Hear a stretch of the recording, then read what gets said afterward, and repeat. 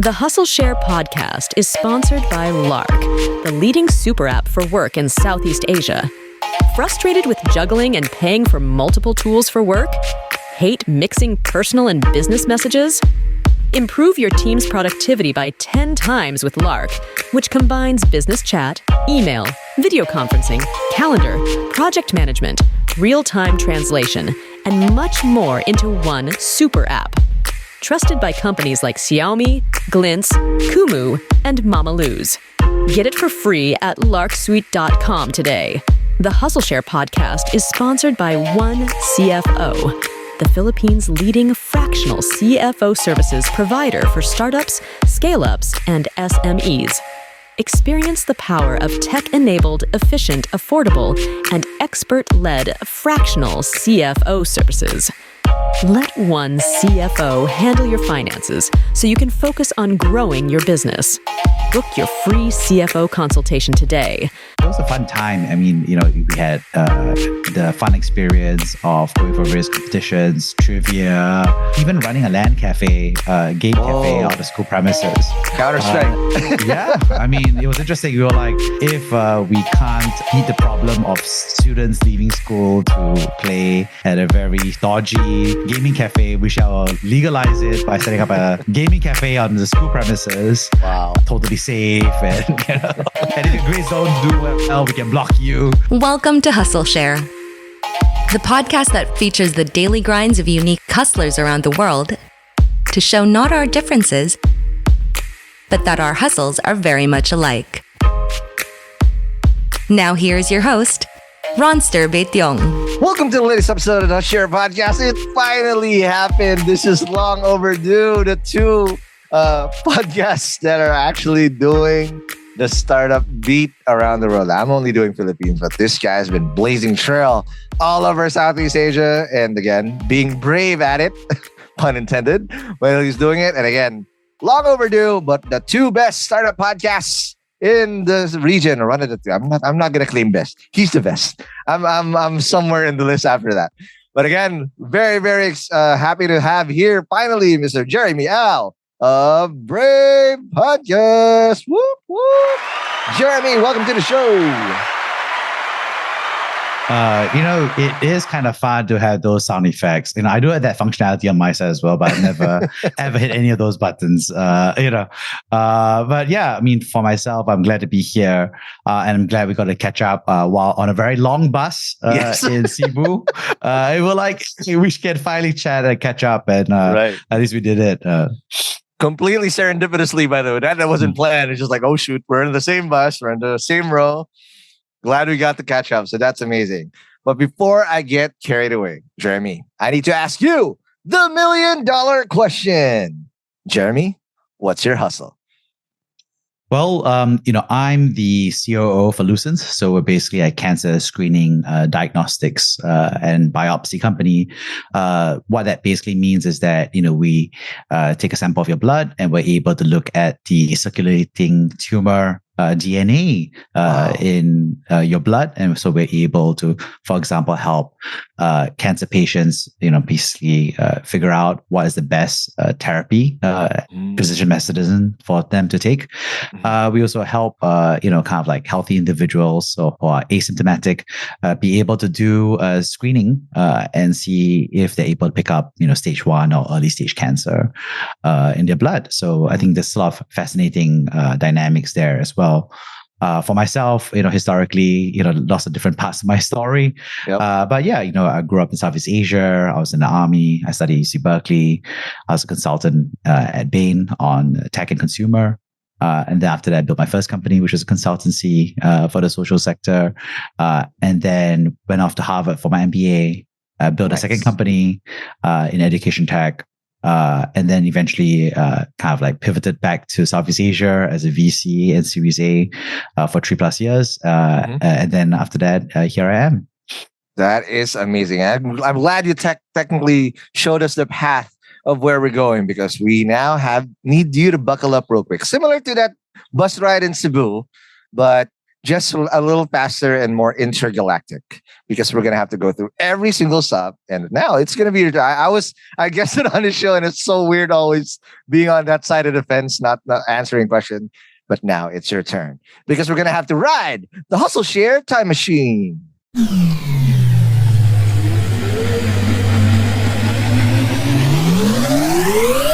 And we're back. And again, amazing, because you already told us the path where we're going. So again, similarly, you asked me the same question. Now it's my turn to ask you the same question. What was it like growing up? And did you remember any influence to you in terms of hustling that you remember? Yeah, back in secondary school and junior college, I was pretty much a nerd.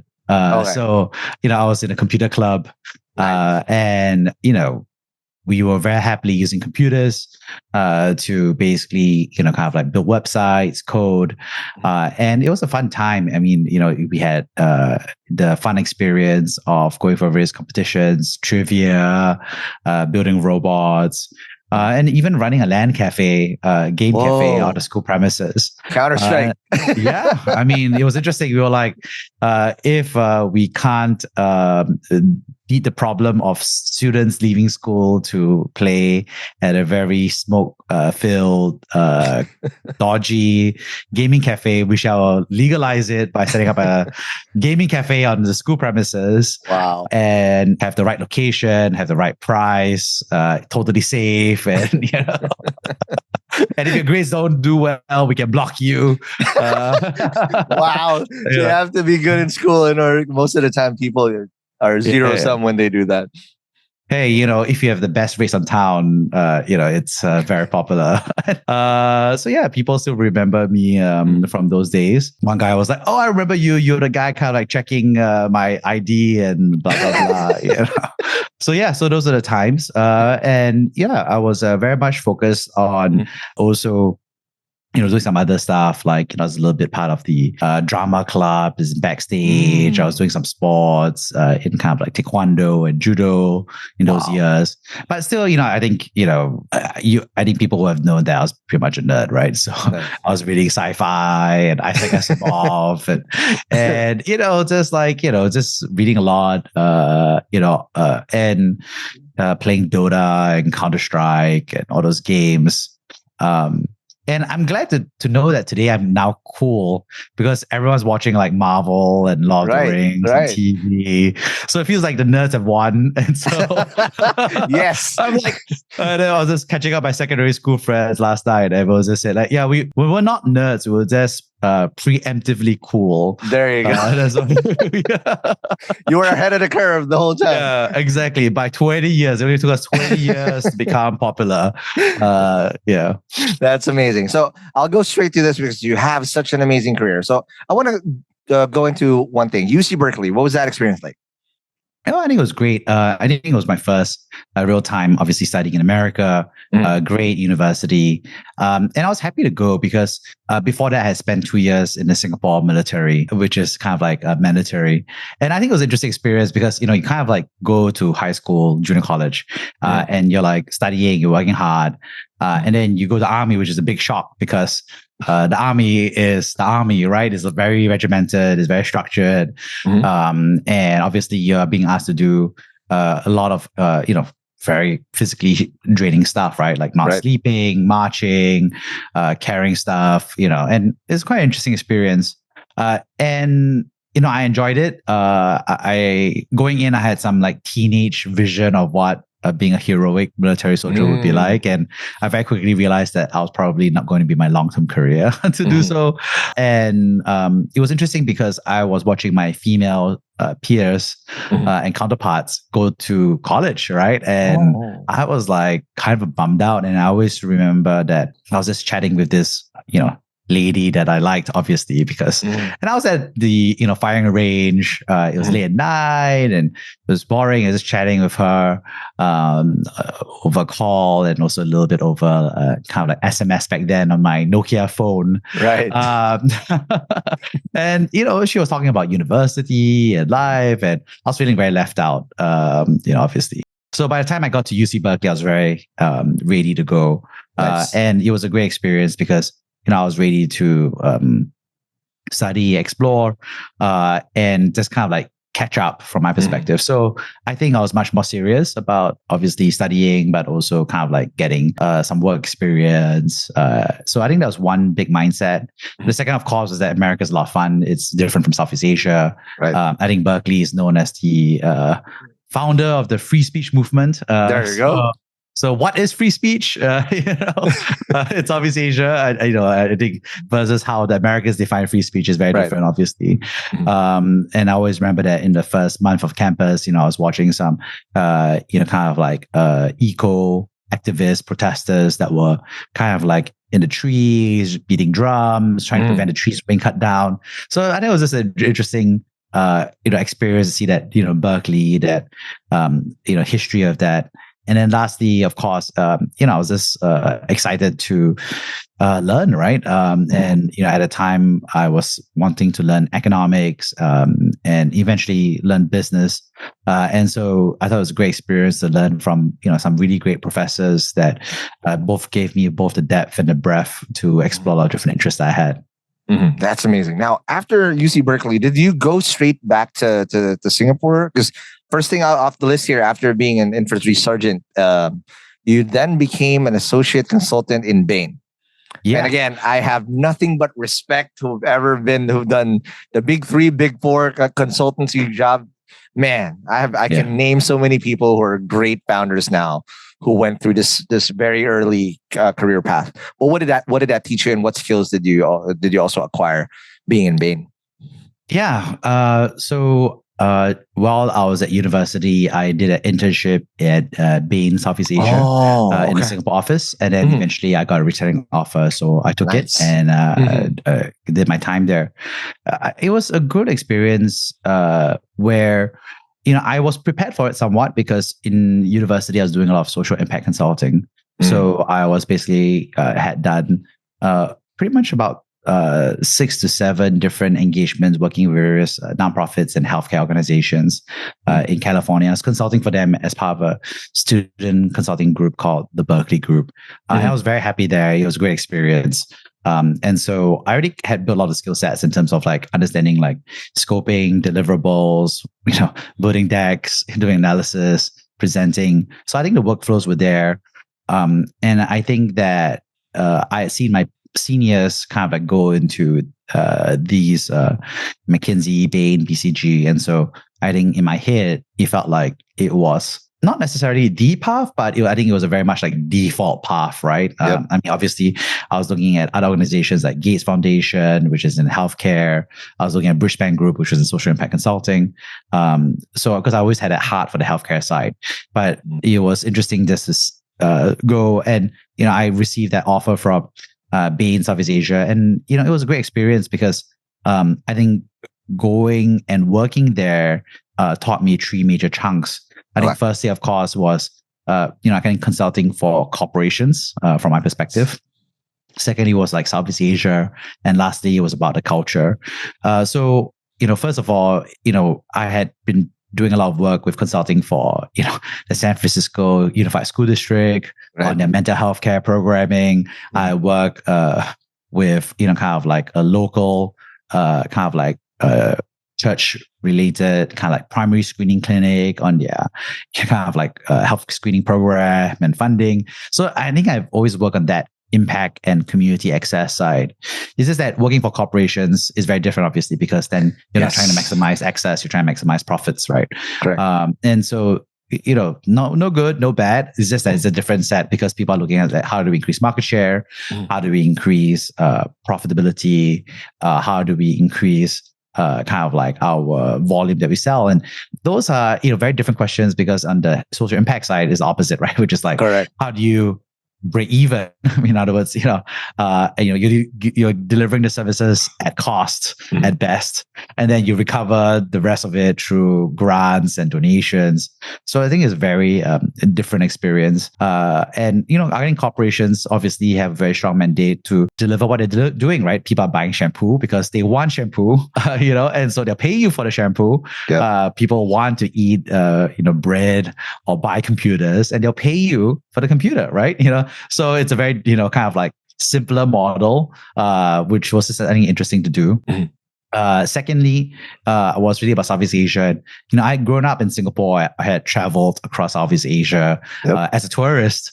And I think it's very different when you're looking at Southeast Asian businesses, right? So when you're looking at conglomerates in Indonesia or the Philippines or Vietnam, you're doing analysis and you're like, whoa, I did not know that, for example, simple one would be like Indomie, mee goreng, to you and I, it's like, there's a Southeast Asian food. But as a fresh graduate, it was like, it's not being produced by, I don't know, like Unilever or Kraft, which American multinational corporations, is being built by Indonesian conglomerate and Indo Foods, right? And so these are facts that you're like, wow, this is the business of, kind of like regional or local companies, right? And I think there's a big difference. And then of course, lastly, I think it was a great culture because I think the benefit of, like you said, the big three is that they really select for people that they feel like are the best from their perspective, and they get to be selective.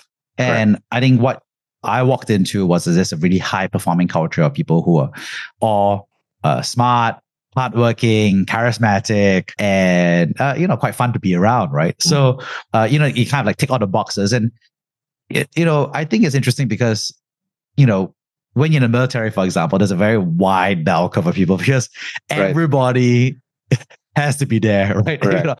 And don't get me wrong, that people who really want to be there and very, very enthusiastic. Some of them are really smart. Some of them are very hardworking. Some of them, and there's the other end of people who don't want to be there, very understandably. Just forced into that. Because, we're all conscripts, right? And then on the other end of the scale, you have obviously people who are strong or not so strong. It's a big, but, I think it's a very diverse group, right?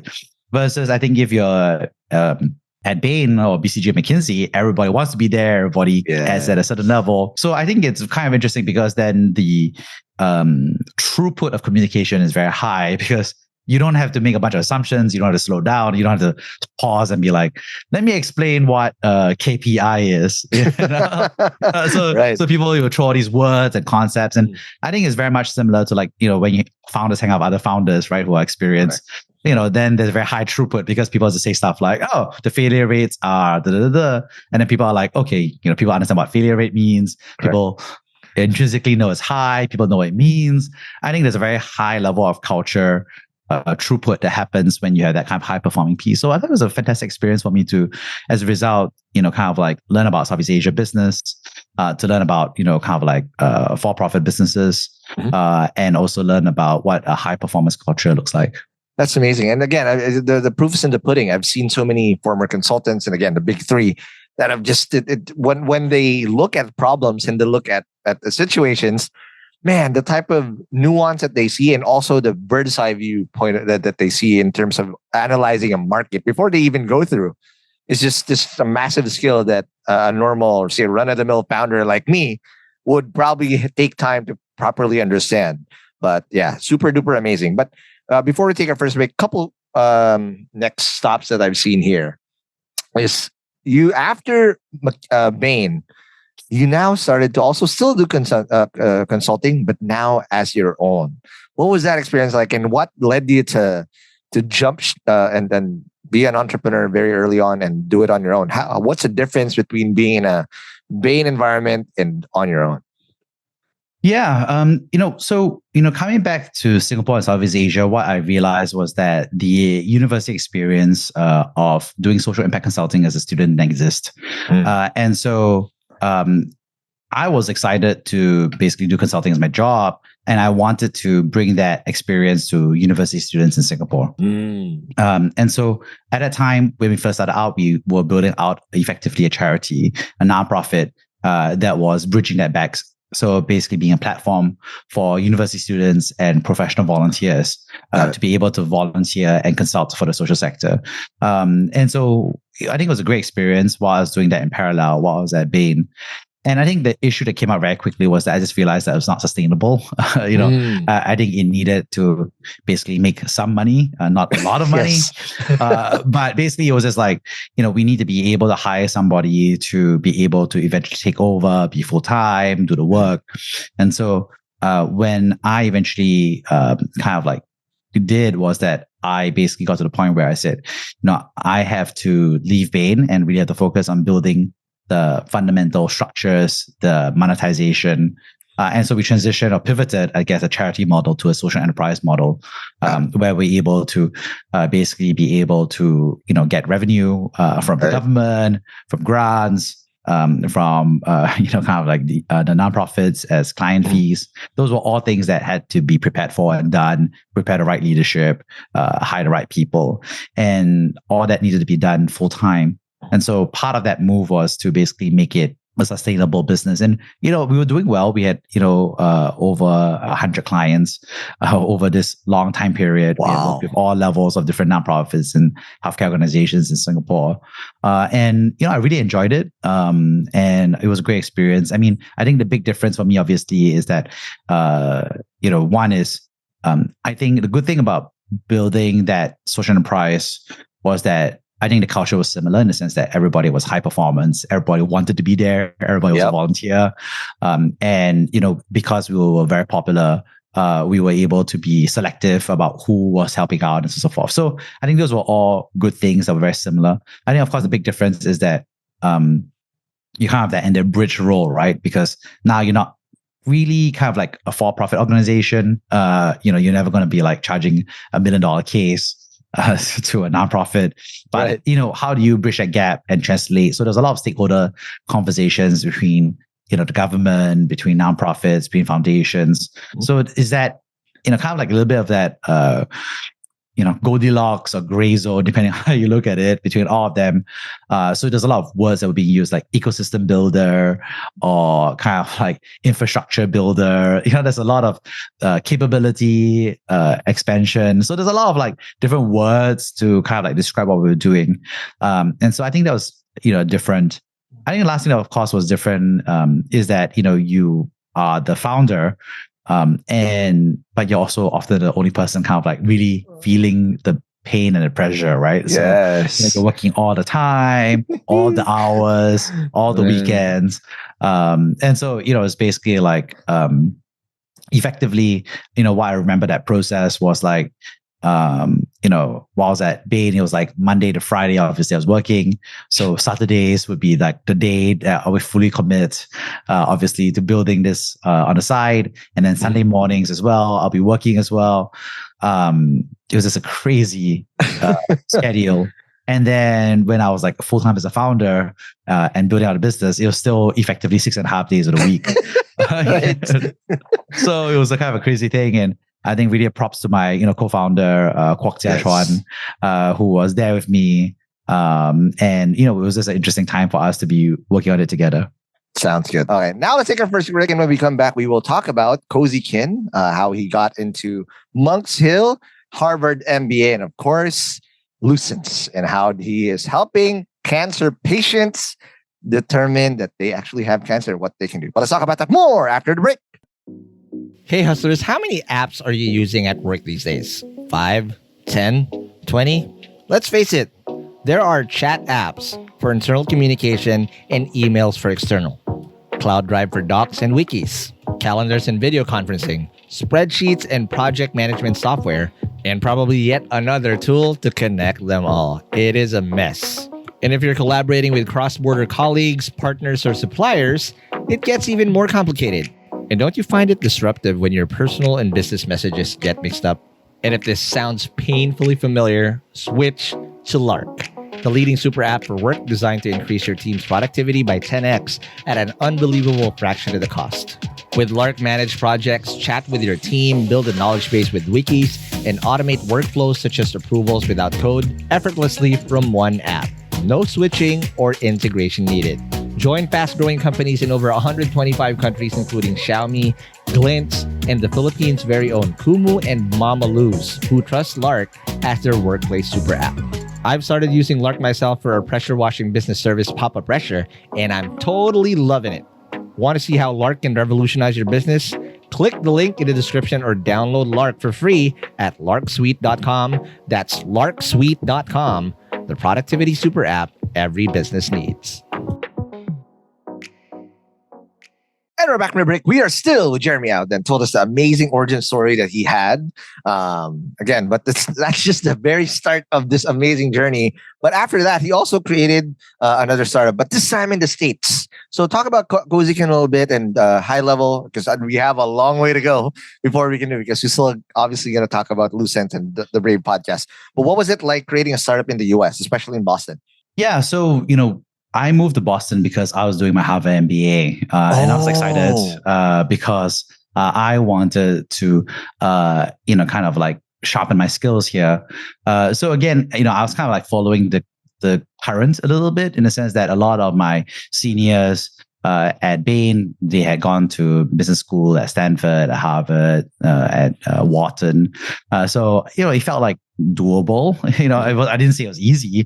Everybody told me it was difficult, but it felt like doable, right? And so I basically applied to Harvard. I was accepted. So it was quite interesting. I only applied to one school. I got it, and I was like, "Oh, wow. Great! It was perfect." That's amazing. And it was a dream come true. And so I was looking forward to go to Boston. And so I wrapped up my time in the kind of like conjunct consulting, and handed over to a new person that we had brought on to take over. Nice. And then we basically went to Harvard, and it was great. It was going back to America. So this time around, it wasn't very different, in the sense that I knew America. I knew you just didn't have in and out in the East Coast. That's the only thing that's East Coast. Yeah, exactly. So because West, and there is a difference actually, right? Because East Coast is much more like New England, is much more, and it's cold. Like cold. Yeah, exactly. I spent one winter there, and it was like something called a snow bomb cyclone, and I was like walking my way to the co-working space while I was building this company. And I was thinking to myself, why am I going through this? Why am I doing this? Anyways, it was a nightmare just trudging through that snow bomb cyclones. There's a real thing. I was like, I didn't even know these words came together. I heard of cyclone, I've heard of snow, I heard of, I guess, bomb, but I've never heard of snow bomb, I've never heard of bomb cyclone, I've never heard of snow cyclone, but apparently they exist in Boston, right? And so, for me, I went to Harvard, and it was great. Like I said, Boston was something I wanted to see, but it wasn't the priority. It was basically saying like, hey, I've never been to Harvard. It would be nice to see, check it out. What's it like? And then obviously the MBA, I think there's some skill sets I want to build out in terms of like the kind of like C-suite, CEO, COO, in terms of like organizational structure, some of those dynamics. And so those were things that I wanted to get an experience of and learn. And I wanted to meet other folks as well. And it was fun. It was in the dormitory, I was in what they call it, type 1 dorm. So it's basically the smallest possible dorm room for my 2 years there. You got to act frugal, because, you're from Southeast Asia, right? Right. The dollar doesn't go as far in America. Yes, absolutely. So, it was like a, what do they call it? It's like a twin bed, but it's like super twin, talking about like those like twin plus. I don't know what you call them. Just enough for you to be able to turn. Exactly. There's no even space in a room to do push-ups, unless you did them on the bed. And I mean, you always have your own attached toilet, so at least you have privacy there. And so, it was just an interesting experience, but it was such an incredible group of folks, because again, it's similar to Bain, it's similar to other high performance cultures. People want to be there. People are hardworking. And, the funny part, which is quite funny, is that if you think about it, everybody is kind of a nerd, right? Because, in order for you even to do a Harvard MBA, yes, you have to be in business or want to do it. Yes, you have done a lot of work in your references and your work experience to be able to get in. But, you still have to have good grades even as well. So, it's just kind of interesting where it's like, oh, people are just really hardworking, really academic, but also really focused on, getting work done. And I made some really good friends while I was in Harvard. That's amazing. And after that, is that the trigger that when you came back to Singapore, but this time to be a VC? Yeah. So, during that time, I had built a company in parallel. It was the summer of the first year. And, we basically started out as a healthcare idea focusing on mental health, postpartum depression. And then we eventually pivoted to early education to kind of like solve what was driving a lot of the sadness and which is the lack of early education in Boston and New York. And so we started out, we won some, kind of like school competitions for startups, as well as kind of like the Boston, grand prizes and things like that. So it was just an interesting time to, kind of like have that wind behind our backs to be able to build that business. And so we grew it out across, from pre-seed, seed, Series A, in terms of capital. We expanded across Boston, New York. And we used that platform to provide childcare. It was a fun blend of all my prior work experience, right? Because again, to some extent, first of all, I think it was a good mission to go after, which is kind of like helping families take care of their children. So there's a big mission and purpose that was fulfilling for me. Secondly, of course, was that it had the founder role again, but of course, this time around, it was building a business and company. So I wasn't afraid of the work, but it was much more cohesive as a package. And so building out was extremely difficult. And we were able to kind of scale this across Boston and New York. And then eventually we were acquired by Background Education. And then, we had to spend about a year kind of like looking and kind of like transitioning that to kind of like the mothership. Of course, during that time frame, the pandemic happened as well. So that was an absolute nightmare, as you can imagine, because, you think that things work and then things stop working because the pandemic shut down all schools effectively in 2020. And so education went to null. And unfortunately, there's no way to raise infants and toddlers over Zoom. I mean, people were trying to do that for teenagers. And it was still a struggle, and people have said, you know what, it doesn't work, right? I mean, today's world is education tech is like, I think there are ways to supplement, there are ways to do that, but I think you need that in-person environment to help kids just socialize and learn what it's like to be a normal human being, to have the right social norms, and pay attention in class, So there was a whole nightmare during that time. And because of that pandemic, I decided that, we would return back to Singapore from New York. So my wife and I, we moved back. We had our first kid as well, our first daughter. Eventually we'll have a second daughter as well during 2020. And basically that experience ended up deciding to join venture capital because of I would say two aspects. First was that I think, I wanted to see Southeast Asia so broadly. Because I think now you have a bit of better appreciation, which is like, okay, I've worked in a Singapore headquartered multinational corporation, consulting across Southeast Asia, but I haven't done tech. I mean, obviously I've done some tech projects, but I hadn't really seen the founder side. And so I thought it was a great way to see the ecosystems in different countries. And then, of course, the other side was that, I hadn't done the counterparty, which was the venture capital side. I had never seen it before. Obviously, I had fundraised from them in the US. So I thought it was just a great experience to join Monk Hill Ventures. Effectively, both as kind of like initially as a head of strategic projects, but eventually rising to do both investing as well as a chief of staff role. So it was just an interesting time. And I joined when I was pretty sleepy, actually. So it was like 2020.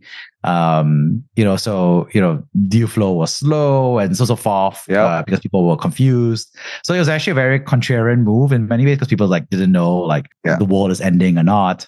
And then it ended up becoming a crazy era when I was there. Yes, 2021. Oh my God. Plus years that I was there, it became this crazy boom because of the zero interest rates, the pandemic stimulus. Everybody was like, wait, it's not pandemic, it's a digital Zoom / everything It's a bull online run. / podcasting is a bull run, right? And so, at that time, I remember when I took the job, it was like contrarian. And then it suddenly became this super hot thing where everybody wanted to become a VC. And everyone was pinging me like, Jeremy, how do you become a VC? It's so hot, it's so popular. And I was like very confused. And then but it was an interesting ride up during that time frame. And then a few months after the bubble burst, and then we're still in that little wintry, springy season right now. But one thing that's interesting also, a couple of things. I want to give you credit because you eventually, this eventually had windfall on us. So I remember when I first met you, I asked you about the Venture Scout program. And I was confused what that was. It's like, are you going to be a venture scout? Like, what are you talking about? Like, this is weird. So I got confused what that was. But recently, we got a Venture Scout deal or check from Monks Hill, obviously, which was started by you. So shout out Mansi Bora, who is a Venture Scout. So because of the thing that you've created, we're technically a scout check of Monks Hill. So that's amazing. I want to understand what that program that we created, because again, obviously it's helping a lot of startups now and also a lot of founders be on the radar and have an early bet early on. Yeah, this is actually a fascinating example of something that I took my founder energy to build very quickly, but also tie that to kind of like the overall fund strategy and the ecosystem requirements. The end conclusion of that, of course, is we created a Scouts program where people can write checks either because they are from and within the company, and VC fund who write checks who are junior associates or principals can write checks. It would eventually also be for affiliated individuals, so people who are kind of in the ecosystem, who are technology leaders that we feel give us a good surface area to help us write checks as well on behalf of Monks Hill Ventures. And also that will eventually accelerate to us at Monks Hill Ventures also having internal authority at a senior level to write earlier stage checks. And I think that's the end deliverable. But I think, what the problem you're solving was that, for VC funds, and especially for those that are doing Series A, for example, so it's like kind of like later stage, investments, your ability to perform as a fund is a function of three things, which is what companies and deals do you see, times whether you're able to make a good judgment about which ones to pick and get into those deals. And then thirdly, of course, is your ability to help them and make them better companies, right?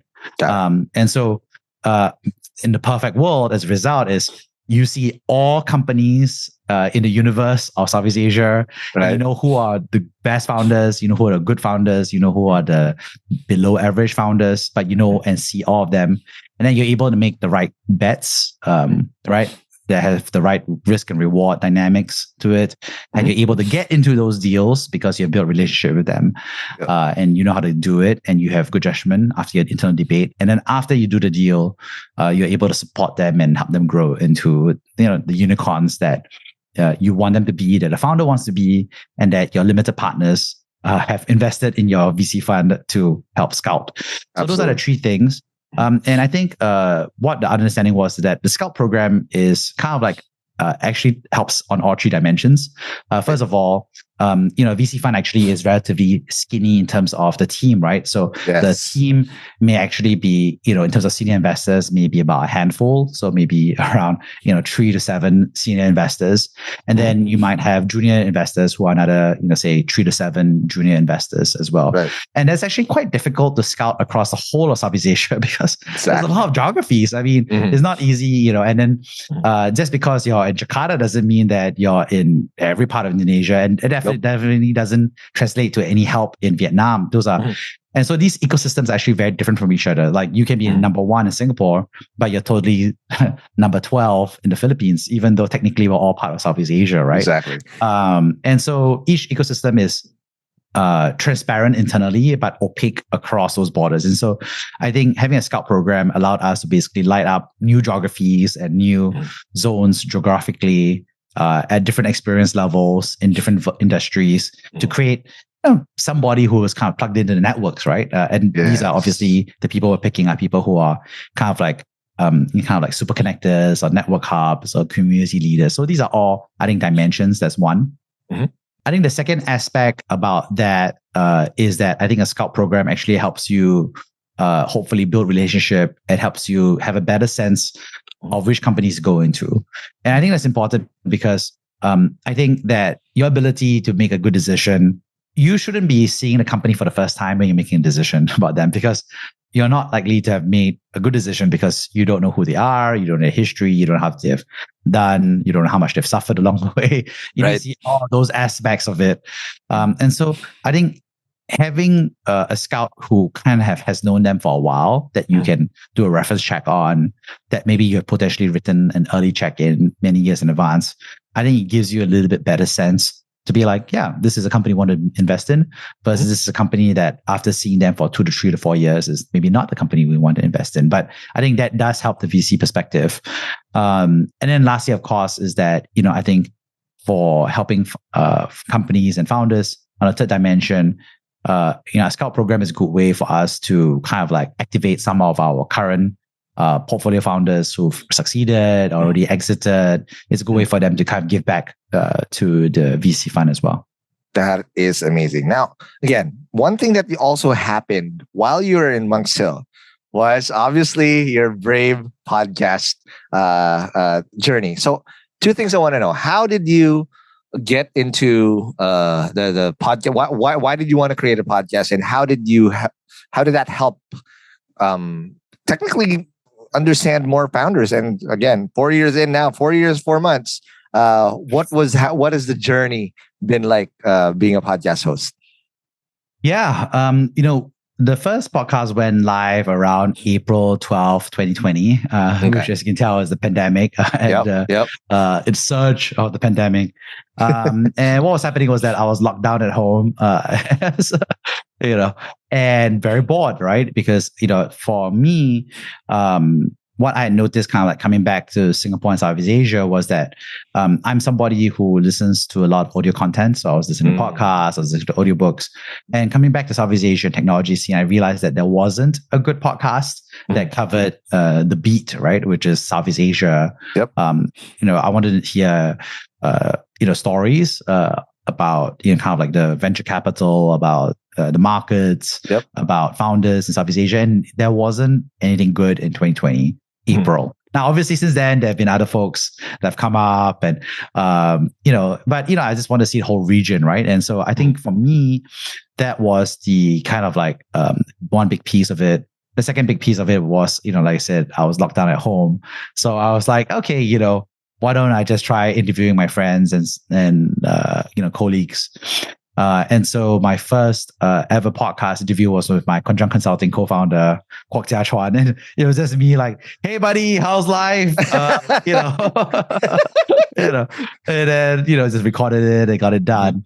And so, it was just an interesting experience where I was just doing it. And I would say that for the first 100 episodes, it was just a real struggle in the sense that I think it was always easy to record. Because it was all my friends, all my buddies. So I think it's just straightforward. But nobody was listening, and I think that continues the problem for many podcasts. Anywhere it's just like, and I just kept doing it because it was fun, and I was talking to my friends. So I think that's why I kept going. And I was able to kind of like delegate, some of the editing stuff and all this other stuff. So it was not as painful, Yes. But so what I'm trying to say here is that, I kept going because I enjoyed recording. And I never really got much ROI because that's what you're asking for it, right? It's like, what's the return on investment? I would say like for the first few years, it was just basically not zero, right? Because, podcasts, how many people actually listen to podcasts, right?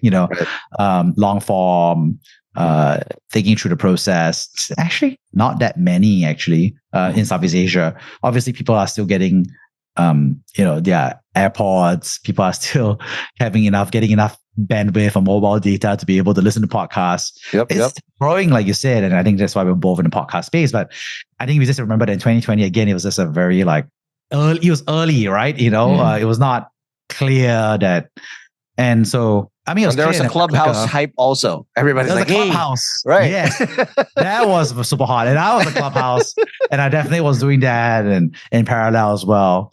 So it got hot because I think people were looking for a way of social connection. Correct. In the later half of 2020, in early 2021, I think people were just like exhausted because I think in the first half in April 2020, everybody was just locked down, but people were kind of like, I don't know, watching TV. They were not changing their habits, right? So it's like Groundhog Day. Every single day. Exactly. And people were like still like, buying chairs and, like nobody was listening to stuff. And it was only in 2021 where everybody was like really frustrated about staying at home. Clubhouse and all these other things kind of like really surged and all these social audio apps and, blah, blah, blah. Mm-hmm. So but I think it's benefited me in three ways. I think one obviously is eventually the audience came in, I would say year 3, year 4, because people started going back to commuting. Yes, traffic is our best friend. Traffic is our best friend because when you're in traffic, you need to listen to somebody else to distract you from the fact that you're stuck somewhere, right? That's when I listen to most of my audio content. Is when I'm taking the bus or the train or driving, right? Correct. So I think that's one big piece. I think the second piece, of course, is that I benefited from actually continue to enjoy myself, right? So, I like talking to founders and I like talking to VCs and I like to hear their story. So do what you like, right? And so I think that was a big part that I enjoyed and I kept doing because I enjoy talking to people I enjoy hanging out with. So sounds like a no-brainer, like hang out with people you like, otherwise you hate yourself. It takes a while to learn, and I think that's something I enjoy. So I keep doing the podcast because I enjoy hanging out with these people. And I think lastly, I think that's where where most people try to think about is like, hey, Jeremy, is it? I think the famous, is it being like, network? Is it being introduced? And I tell people, like that's how most people think about the benefits of podcasts. But I feel like that's probably the least of it because I think there's so many other ways to be popular. Right. It's like, for example, you could, I don't know, go to a party, right? And like, there's so many mixes to go for. You go drinking, right? And then, there's a way to meet people. You can go for conferences. You can be a speaker. There's so many ways to do so. So I think a podcast is actually kind of a really painful way of doing what you want to do. I think there's a lot of other ways to do it. So I think for me, I think where people kind of get confused a little bit is like, podcast as a production versus podcast as consumption, right? And being a podcaster means that you enjoy talking to people and discussing and debating. Podcast as consumption is one of the ways we consume content. We can read it, we can listen to it, we can watch it. There's so many ways to consume content. And I think that my advice of people who think about the benefits of like, hey, Jeremy, can I become an industry expert by becoming a podcaster? I'll be like, I'm not trying to sell you a podcast kit. They'll teach you to be a podcaster for $999 if on the time offer. That's me. I'm not trying to sell you something to be. I'm like, yeah, I think there's a lot better ways to become an industry expert than to become a podcaster. So I think those are the ways I think about it. No, I totally agree. It's a grind. People always think that, oh my God, you're so famous. Like, dude, no, there's a lot of work and intentionality. This actually is a vital part of our weekly work cadence, right? But again, the benefits personally are tenfold. But one last thing before we take our first break. So let me know if you feel this way too. So 4 years in, do you see patterns over startup journeys? I was like, oh shoot, I've seen this before. I've seen this guy before. And I want to know, from your point of view, being the host or being the recipient of all these stories that you've received, and obviously you're a VC, you have that lens. What do you think, based on your point of view, are the tropes or the common journeys of the most successful founders that you've actually talked to versus those ones who are probably struggling as they go? Yeah, the three patterns are really the stories about the business, the stories you tell other people, and the story you tell yourself. Okay. So the story about the business is important actually because at the end of the day, every business has a certain amount of logic, right? And what I mean by that is that if you work hard, you sell something that people want to buy, you bring on the right people to scale it out, you don't commit fraud. Right? Yeah, I'm just saying, right? You don't, break your contract. Like, like these are the, stories or logic of the business that when you put them all together, eventually makes a business more and more successful. Now, obviously, there's different thresholds of that success, whether it's a unicorn or $100 million or $10 million or $1 million or $100,000. But the logic of that is that the story of that compounds, right, over time. And so the logic of that in a sequence becomes the story of the business, right? And so as a podcaster who's listening to these stories, I think one way, for the Harvard MBA perspective is you're looking at the logic, the business model, the product market fit, the lean canvas, all these frameworks. But what we're basically saying is, does the story of your business make sense? Right? And if your story of your business doesn't make sense at some level, then we know what the next chapter is going to be, which is that it's going to be bad, right? So, for example, if you say something like, we are selling this thing, we work very hard, I believe in this very much, and the current chapter is nobody's buying, and the conclusion of the current chapter is I'm going to keep doing what everything else happening, and nobody's, then we know what the next chapter is, which is nobody will continue to buy. Right? I mean, you and I will be like, duh. Like, it wasn't working for 1 year and nobody's buying, and you want to keep doing what isn't working, it will not continue working. So it's a very obvious story of the business, right? And the story of the business would be, it wasn't working for a year, nobody was buying, and then you said, you know what, I need to change it. And just because you change it, the next chapter could be, it may start working. Or maybe it still doesn't work, and then you have to change it again. But there's a certain logic and therefore there's a story that happens where it kind of repeats itself, which is that building a business, especially a technology business in Southeast Asia, is you are building at the frontier of technology, right?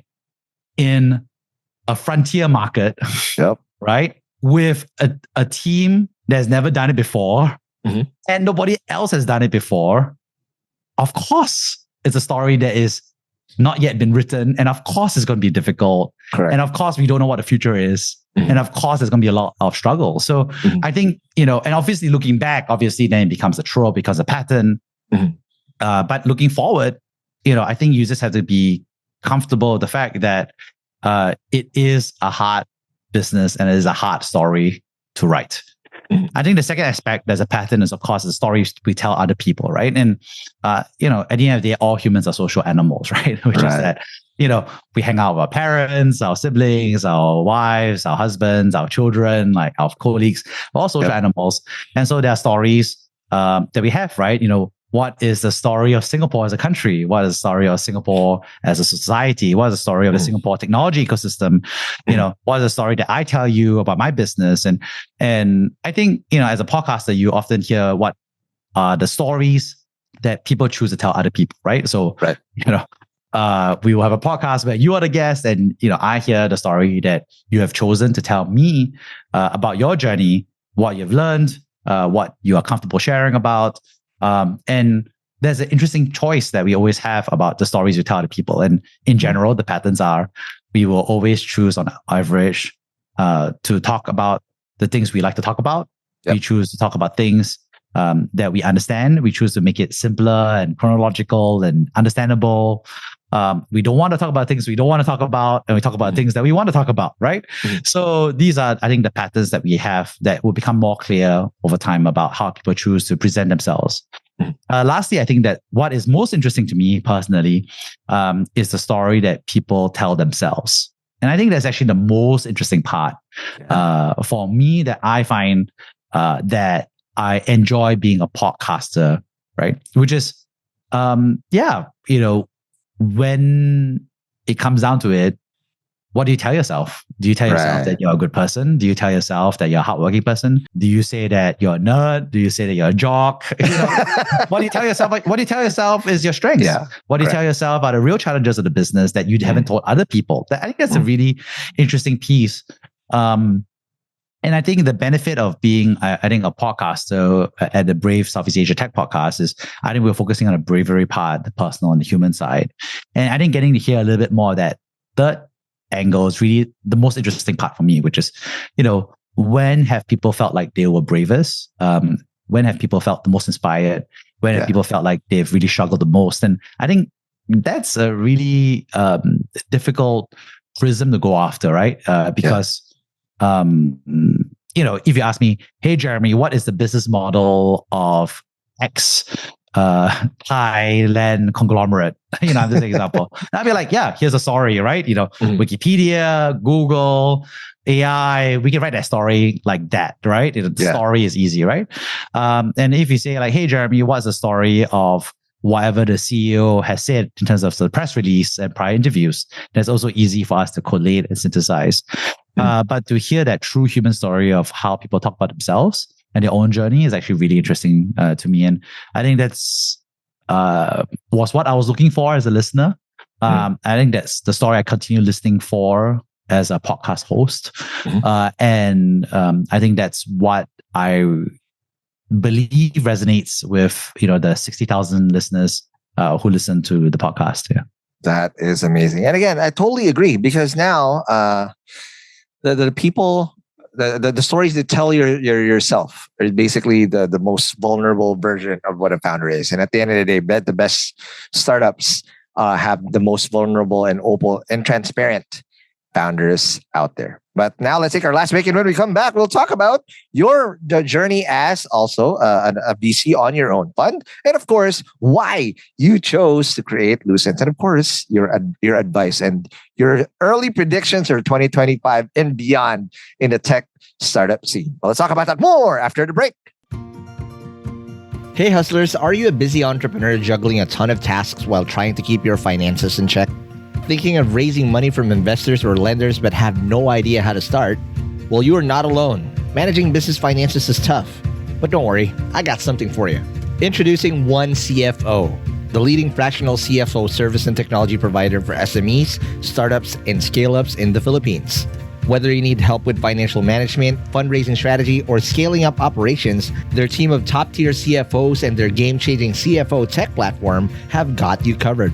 And they're legit, because I've heard about them from a lot of YC startups actually that got founded in the Philippines, because they've helped a ton of VC-backed startups, scale-ups, and some of the best SMEs in the country reach new heights. One CFO is your strategic financial partner, providing the insights, guidance, and the tools you need to make smarter decisions and drive growth. Plus, they offer personalized support tailored to what your business needs, no matter the size. And what's the best part? It won't break the bank. One CFO services are affordable and accessible to businesses of all sizes. So if you're ready to level up your business and finances, what are you waiting for? Schedule a free CFO consultation with One CFO. Visit onecfoph.co today. That's onecfoph.co today to get your free CFO consultation. And we're back from the break. We are still with Jeremy Out, and told us the amazing journey of him creating the podcast and, of course, being a VC. But also, you've been angel investing. What was that journey been like? Yeah, I think the good thing about, kind of like having been a founder and then coming back to Southeast Asia is that, you start to see all the companies, see a lot of great founders. And then you say to yourself, hey, I would love to write some angel checks because you really believe in these companies. Nice. So I think it's been a big privilege to be able to be an angel investor. And I thought it was a fascinating experience because, I've never been an angel before, right? Until the past 4 years. And it's been a learning experience, both good and bad. I think obviously good experiences are, you get to invest in somebody you like, they do a good job, you help them. It's not easy. You work through some of the business logic problems, and then today the story looks, better and better, right? And you think to yourself like, yeah, hey, they did a lot of work, and you think that, your angel investment will also provide some financial return on investment to you and your family. Obviously, there's also bad versions. I've had founders who ghosted me after the check, and then the company just folded and just disappeared. And I was just like, you didn't even tell me that the company folded. I had to find out from somebody else, right? Which is ridiculous. And, I think it's just good reminder that I think, if you are a podcaster or VC, to some extent, you only hang out with the good folks because you get to choose who you want to hang out with, right? And to some extent, obviously, as a VC, also there's a survivorship bias. Like the people who reach a certain level threshold are people who are playing it in terms of the long game, right? But I think as an angel investor, you're really seeing like the earlier stages, and you see all kinds of behaviors. And now that you're investing, you also have some skin in the game. So yeah, I basically do a lot of angel investments. I've done about over 30 angel investments. Nice. I also helped the Harvard alumni community with angel investments in Southeast Asia. So I think it was just an interesting experience to do that. I think my quick advice to people who are, who want to angel invest is don't, invest in buying your own home like Ron did, because, it's a highly illiquid asset. You're not going to get collateral on it. I think, you probably should cover your bases. Make sure you get your insurance, health insurance, your life insurance, buy a home. And then, do some small angel investment checks. Maybe money you can afford to lose. Technically. Exactly. Because, you will lose money from founders that ghost you and never come back. And even for the money that is still chugging along, you won't see any returns for at least 10 years or maybe 15 years. So I think, yes, I think I'm quite kind of been lucky and privileged to be able to basically make those investments. But I think, Southeast Asia is a bit of a rodeo, Wild West compared to US angel investments. I'll say that. Yeah. Right. But just a follow-up question on that. What do you look for for those people that you've written checks for? What do you typically look for with the lens that you look at? You're looking for founders who are hardworking, high integrity, and have a good sense of what product market fit looks like, and hopefully also able to rally resources and customers and teammates to them. I think that's really what needs to be done. I think what people underestimate is the level of capability or the selectivity or the quality threshold you need to have for those dimensions. Because a lot of people are like, Jeremy, those criteria you mentioned, I've heard about it on every VC and angel podcast out there. Wouldn't you want to, it's like saying like, hey, Jeremy, what does Procter & Gamble look for when they're hiring employees? You'd be like, hardworking, high integrity. It's a set of criteria. I think what people have to understand is that, if you are a very large conglomerate, maybe you're selecting for the top, 10% of the candidates you have. There are some programs where, if you want to be an hourly worker at a blue collar job, they accept anybody who applies, right? They accept 100%. And then, you just, see whether you quit in 3 months or not, right? After training. Right. I think what people have to understand is that being a founder is an Olympic level sport. Yes. It is a hard job. I'm not saying like, I want to play soccer, right? Nope. I want to swim. No. Not rec center stuff. This is not rec center stuff. Exactly. It's not, I don't want to be a founder. It's not swimming. It's like, and you're not saying I want to be a national athlete, which is also really hard. But it's like, I want to be a global athlete. I want to win the Olympics. That's how hard it actually is, right? To be a business owner, right? And builder. And so what I mean by that is that, you really have to be on your game. And it doesn't mean that if today you say, I want to be an Olympic level swimmer, it doesn't mean that you have to be an Olympic level swimmer today. Correct. But you have to understand the sacrifice and the attributes that you have to do. You have to be hardworking, you have high integrity, you need to get stuff done, you need to work well with your coach and your teammates. Otherwise, you're just not going to get to that level, right? And so I think as a angel investor, as somebody who works and helps out at VC funds, you really have to say to yourself at the other end is that you're an Olympic level coach. You are looking for people who will be future Olympic medalists. Correct. And you know that when you're scouting these people, they are not yet Olympic level athletes, because Correct. otherwise Diamonds they in the would rough. already be successful. They're diamonds in the rough, right? Mm. You know, you're looking to scout people who have the capability and the spirit and the hustle and the bravery to get there, right? So you're making those bets. And you need to have a high bar. You need to not take them at face value on the interview stage. You also need to do reference checks. You need to see them in action. You need to build a relationship over them. And you do that in the knowledge and, not the 10 swimmers you coach. Yeah. Maybe only one of them will be a medalist. And you're not going to say to the remaining 9 and be a horrible person, be like, you suck. I mean, the truth is, the sport, right, is like, if you're Olympic level coach, you're just going to be like, look, I'm going to coach 10 swimmers. And then if you're not going to make it, I'll let you know. One of them becomes schooling, then that's great. Yeah, exactly. One of you, and then you be a professional about the remaining 9 as well, right? And so I think that's where I'll kind of have to say is like criteria is like really, if I ask you today is like, hey, Jeremy, do you know who's going to be a good swimmer? I'll be like, duh, whoever's swimming fast, right? Or you would say like, hey, who's going to be the next Olympic medalist, gold medalist from, Thailand, from Malaysia, from Brunei, whatever it is.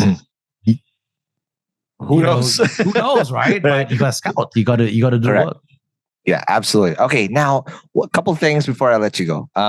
After Monk's Hill, you decided to go back to become a founder again. Now, a little caveat here: there's not a lot of people who have seen do this before. Because either when people do the shift, typically they stay on there for a long time or forever. Usually, a former founder goes VC, stays VC for a long time. The only other person that I know that did this route, that went founder, went VC, and went founder again, is the entrepreneur of the decade in the Philippines, Ron Ho, the founder of CoinsPH. The only mega exit that's the Philippines seen so far. And you're the second one that I've seen. Now, Jeremy, one thing that really, really interesting here is that after becoming a VC, you're now joining to become the COO of Lucence. Again, there's not a lot of people who did this, where they're already a VC. Most of the time, after becoming a founder, they stay in the VC and they stay there for long. They become a coach. They look for the diamonds in the rough. But here you are, being back in the startup grind, being the COO and leaving the VC medal. The only person that I've seen do this is Ron Ho of CoinsPH. Just so happens to be on the Endeavor Philippines' entrepreneur of the decade. And he's also responsible for the biggest startup exit here in the Philippines so far. And you're the second one that I know who's done this. Well, what are you guys doing in Lucence that made you want to go back to the grind again? I think the grind is a really good description. Was it like, I think of life in terms of push and pull, right? So, what are things that are pushing you to do something and what are things that are pulling you to do something? And so for me, I think the part that was pushing me was that, I really wanted to get back to building. I joined VC because I wanted to see the region. I wanted to understand investing and see the other side of it for startup life. I think another part of it was I was having my 2 kids, right? And so, I heard that VC life was easier than founder life. And the answer is yes, it is. Because, you're an employee. Obviously, you're investing. Time is your friend in VC to some extent. What I mean by that is like time lets you see founders grow up, make decisions. Taking your time to make a decision can help in many ways. Versus building a high growth startup, there's no time. You got to do everything, make decisions. You're not stopping and waiting, right? So that was the push factor to go back to building. And I think the pull factor for Lucence was that, I think this is a company that is deep tech, that is really looking to build a world where nobody dies from cancer eventually. And I think that's a big dynamic because, cancer is such a huge issue, right? And I think all of us in this world probably know somebody or has lost somebody or has currently going to undergo cancer in treatment, right? I mean, it's just a crazy thing. And one of the interesting statistics is that 1 in 3 people will eventually develop cancer in your lifetime. right? You know, so between you, me, and the person listening to this podcast, Right. one of us is going to have cancer eventually. So it's a matter of when, not if. And for the other two of us, we're just going to count the lucky stars. Right. But we are also going to be scared of the disease, right? And so I think there's a huge kind of mission dynamic that, you know, has always been a big part of what, you know, has motivated me as a person. And, you know, on a previous podcast episode I shared on Brave, I also did share previously that back in high school, I actually lost, you know, kind of somebody who was very close to me, a loved one, to cancer, and to lymphoma. And that was just like a kind of like a nightmare situation to have. Obviously, as a teenager, going through grief and, you know, being relieved to go to the military so that you don't have to think for 2 years, right? Yeah. And eventually kind of like putting your academic, you know, life and journey and back together, and spending a lot of time in healthcare and the social sector as a result. But going back to it, I think, you know, I thought this was a good way to get some revenge. You know, it's payback, right? Revenge on cancer. I mean, it's kind of lame, maybe. You know, but no, it totally makes sense. You know, it's like, yeah, you know, it's like this disease is taking away people I love. Right. You know, aunts that I love. You know, it's just a shitty disease, and this disease may come and get me eventually one day. Correct. So, you know, it's a nice way to work on that dimension, right? And I think that's the part of it. And it's turned out to be a great company, great culture, you know, similar dynamic where folks are working hard because, you know, this is really the disease of our lifetime, right? Yeah. And I think it's one of the, you know, top 3 killers of people around the world. Correct. You know, it's just a huge part of our day-to-day reality that we want to avoid thinking about. Yeah. But now that, you know, I'm working on this domain where we see a world where, you know, healthy people can screen and catch cancer at stage 1 as much as possible so they can get, you know, 4 times better treatment odds rather than catching it at stage 3, stage 4. Right. You know, I always tell people it's like, you know, like you look at like, you know, pancreatic cancer, which is, you know, one of those things. Like nobody screens for pancreatic cancer. Like if you go do what the government tells you to do, your colonoscopy, your x-ray, you're not going to discover your pancreatic cancer. There's no way, no easy way to scan for it unless you do an MRI, which is going to cost you thousands of dollars, and it's going to cost you half a day of your time just to do and set up. Stuck in that tube. Stuck in that tube. I mean, it's just a crazy thing. So literally, like, if you get pancreatic cancer, your first symptom is going to be weight loss, right? Correct. You know, correct. I always laugh about it because I'll tell my wife, I'll be like, wow, I'm finally losing weight, like, you know, which is very dark humor, obviously. Correct. But, you know, and then after 2 to 3 years of weight loss, you're like, oh wait, actually, you know, I do have cancer. some. Right. Pancreatic cancer is crazy, right? If you think about it, it's such a crazy way, but that's the way that most people are discovering pancreatic cancer these days, right? And the fact that people it's a death sentence effectively by the time you discover it. Absolutely. It's too late. It's stomach cancer or liver cancer, it's horrible, right? And so I think to some extent it's been interesting working on this company and really kind of like, I don't know, feeling a lot more control, I would say, over this, because now you're like, okay, I understand the disease, I understand the lifestyle factors, but now I understand that actually there is a path, there is technology that lets you screen for it. And I'm part of that team to make that technology available for everybody. That's amazing. Now, last few questions.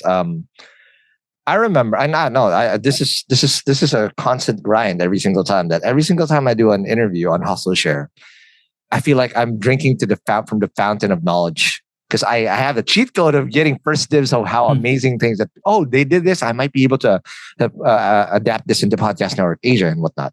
But you have Brave as a constant flow of knowledge and experience that you can always adapt into to Lucence. And at the same time, you are also a former VC. Talk about those fountains that you can draw from and how it made you a better COO back in the grind while we're doing Lucence. You know, for the podcast, which, you know, I do on my weekends and, you know, just kind of like take the opportunity to talk to folks. For me, the biggest support and fountain is really about inspiration.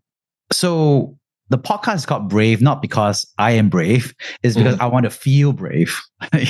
And because I want to feel braver, I talk to people who inspire me. And as the podcast interviewer, and therefore the first listener of the podcast, Yes. I also get the ability to ask questions that I want to do, which is what you're doing Exactly. as well, right? So you get a little bit more control about how it inspires you, right? Right. And so for me, I think it's been fun to, be inspired every week, from the folks I'm talking to, and basically feel like I got a cup of coffee and got caffeinated, and I'll be like, okay, Correct. you know what? No matter That what. boost. It wasn't as hard as my friend who just mentioned that he became bankrupt, for example. And I'm like, because it's all comparison is the thief of joy, right? In the sense that if you compare yourself against somebody who is much better than you always be like, oh, I'm very bad. I feel horrible. I feel unhappy. But if you compare yourself against other people's low points or their tough challenges, then you feel happier because you're like, I didn't get it that bad. I didn't get it that bad. Yeah, it's like, and it's not because you're glorifying disasters or anything, but you're just saying there is a hero's journey where you hear somebody who, went through a really tough time and then they slowly figure out how to overcome it. Then they overcame it and now they're chugging along. Then you're like, wow, that makes me happier because I see that I'm better than where they were at the low point. But also I see a path and a journey to a better point, right? And I think that's really, I think the best part about being a podcaster, at least for the bravery aspect for myself. For the VC and investing side, it creates a third person observer dynamic where if I'm pitching or I'm presenting or I'm speaking, there's a little version of myself that says, okay, if I was on the other side of the table with this set of incentives, with this set of stakeholders, and with this set of target returns, what do they think about me? Now, it doesn't mean that it works all the time.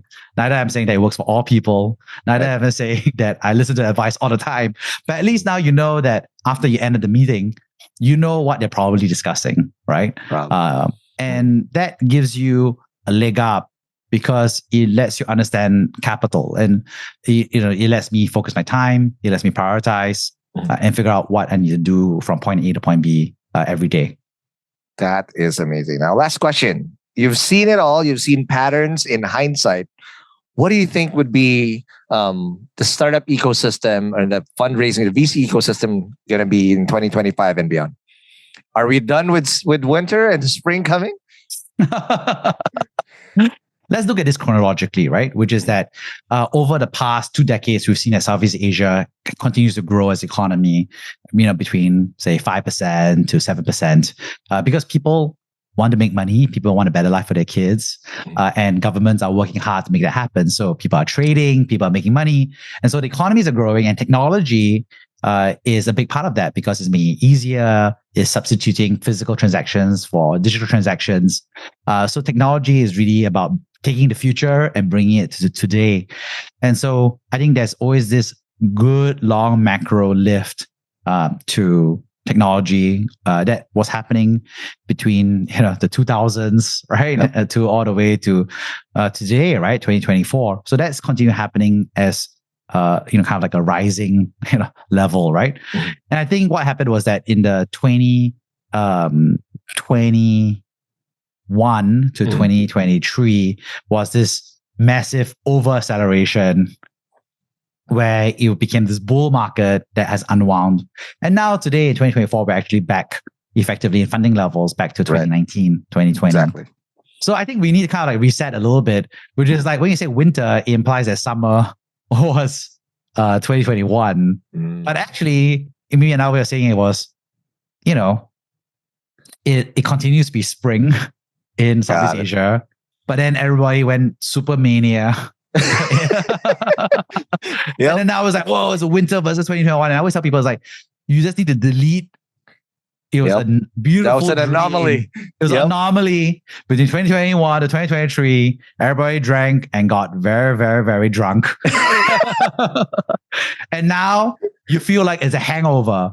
But actually, once you sober up, it's a normal spring. It's still spring, right? There's still businesses to be built. There's still work to be done. There's still people dreaming of a better life. More and more people are having smartphones. More and more people have digital wallets. More and more people want to get stuff done now versus getting it done in 6 months' time. And so those are the things that are still true. So I think people have to kind of like reset And I always tell people is like, it's still spring, but we're never going back. And if it goes back to what we feel like is 2022 kind of mania, then, you know, you and I should sit down and tell people, and we should warn people on the podcast and say, Absolutely. hey, maybe it's mania time again. Are we seeing the same cycle? Yeah, exactly, right? Because it's bull and bear, right? So right now it's bear cycle, yes. 2022 was bull cycle, got it. But as founders, as entrepreneurs, if you really have product market fit, if you're really building a business, you know, there's no bull or bear for buying doesn't matter. noodles. There's no bull and bear for, you know, investing, you know, like, you know, like these are the things that people want to do, right? But the bull and bear is really on the capital side. It's on the supply side of capital, right? Correct. But as founders, our job is to optimize for customers, not for investors. And I think that's really key for people to be thoughtful about. That is amazing. Thanks so much, Jeremy. Again, I wish we had more time, but we did go a bit over time. But before I let you go, follow us on whatever podcast ever listen to, whether it's Spotify, Apple Podcasts, or wherever you listen to podcasts. And if we did say some jargon, it's going to be the show notes on hustleshare.com. And if you also want to support Hustleshare and doing content like this, it's also going to be on hustleshare.com. Again, Jeremy, thank you very much. All right. See you around. I'll see you guys in the next episode. Peace.